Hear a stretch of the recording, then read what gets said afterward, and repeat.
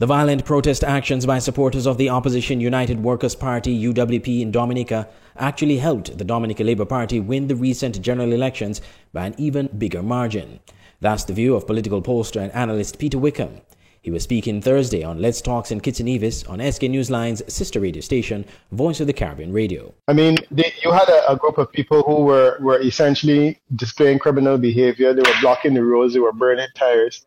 And it was not a reflection of any mass-based movement. What it was a reflection of a set of disorderly people in two constituencies really, that felt that they should block the road and behave in that way.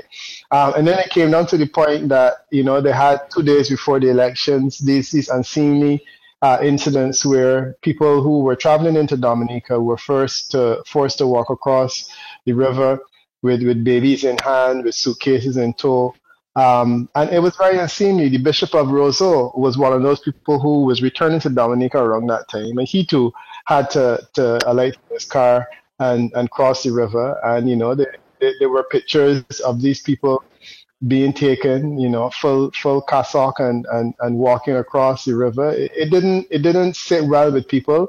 Mr. Wickham also suggested that the Al Jazeera investigative news piece released 2 weeks before Election Day about allegations that Dominican Prime Minister Roosevelt Skerrit sold diplomatic passports to nefarious characters only boosted Skerrit's chance of winning the election. The aspects of the Al Jazeera report that dealt with Prime Minister Skerrit were essentially old news. It was stuff that Dominicans had already determined and passed judgment on a long time ago.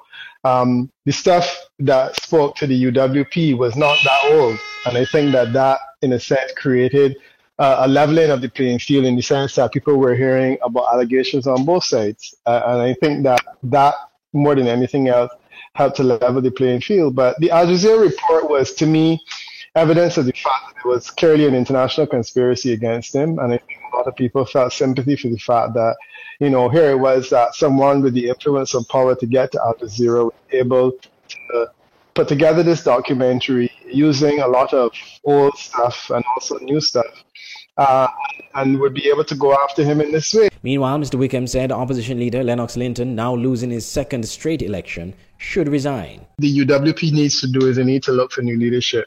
They have any number of people in the diaspora. They have 3 people in parliament. My sense is that the first thing that Lennox Linton needs to do is to tender his resignation. And he may even want to consider giving up that seat and allowing one of the younger, brighter persons to lead the party. Supporters of the opposition in some constituencies in Dominica blocked roads in the days leading up to Election Day to call for election reforms. However, a court challenged by the opposition and a group of citizens known as the Concerned Citizens Movement to pass an injunction to stop the elections failed in both the lower and appeal courts just days before Election Day. Mr. Linton has since decried the elections as fraudulent. Overseas election observers, however, have said the elections were free and fair. Prime Minister Roosevelt Skerrit said after the elections that efforts would be made to bring about electoral reforms. Andre Huey, SKN Newsline.